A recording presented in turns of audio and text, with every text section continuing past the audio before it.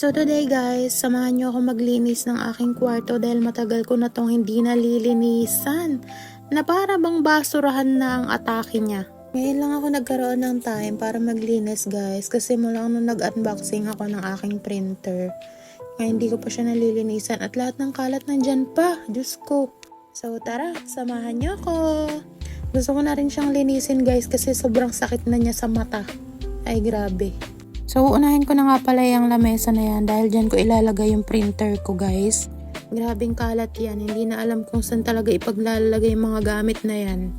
Sabi nga pala sa akin ng nanay ko guys, pag daw magulo yung kwarto mo, magulong din daw yung pag-iisip mo or yung utak mo.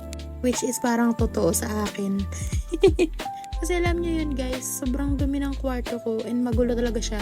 And hindi ko alam kung paano ako mag-iisip ng tama. Hindi. So, ayan nga pala, tama na ang chika. Nalinis ko na yung lamesa, guys. At ayan, nailipat ko na yung aking printer. And next naman, guys, ayusin ko naman tong aking mga gamit. Nandyan yung aking mga ballpens, pandikit, mga pen touch, basta anything na ginagamit ko sa school, nandyan, nakalagay yun.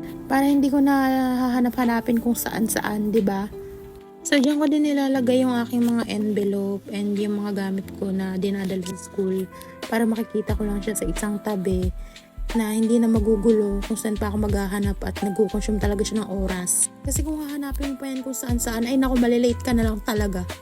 Promises. Linis-linisan lang naman yan guys. Makalipas lang ilang araw, magulo na ulit yan. Kaya pagbigyan nyo na. Masipag siya ngayon. So, ayan na itsura niya guys nung naayos ko na. And next, lalagay na natin siya doon sa lalagyan niya. Inaayos ko na nga pala lahat ng ilalagay ko dyan sa lamesa na yan.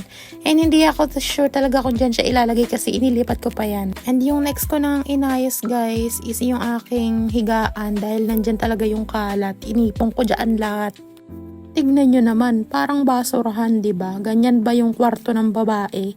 And nagsimula na nga ako maglinis dyan guys at hindi ko na talaga ma-attempt yung nakikita kong ganyan yung kwarto ko. Naku, parang may daga-daga na sa gilid talaga, promise. Syempre joke lang yun, walang daga dyan guys. Gusto ko lang ipakita sa inyo yung paglilinis ko guys. Syempre kasi may video, dapat masipag ako, diba? Kahit sa video man lang ay sumipag ako. Yun lang. Uy! So ayan at nakikita ko na nga na hindi pa siya nalilinis. Kahit ako natatawa na dyan sa pinagagagawa ko guys kasi hindi ko talaga nakikitang lumilinis siya at parang lalong makalat lang. Pero trust the process guys, lilinis din yan, diba?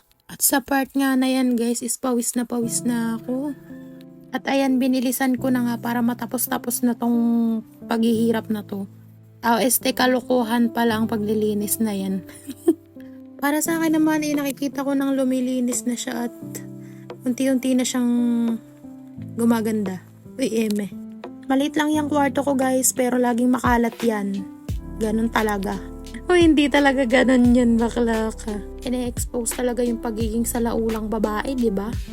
Hindi naman sa ganon. Wala lang talagang time maglinis at tinatamad lang. Hindi, para tawarin ka dyan, bakla. So, ayun guys, nakikita ko na nga na nag-i-improve na siya at lumilinis na siya guys. Syempre naman, ako yung naglilinis syempre may video kasi. At winalisan ko na nga pala yung sahig guys para makapaglatag na rin ako at maayos ko na yung higaan ko. At makalipas nga ang ilang taon guys at ayan, malinis na siya. Salamat Lord.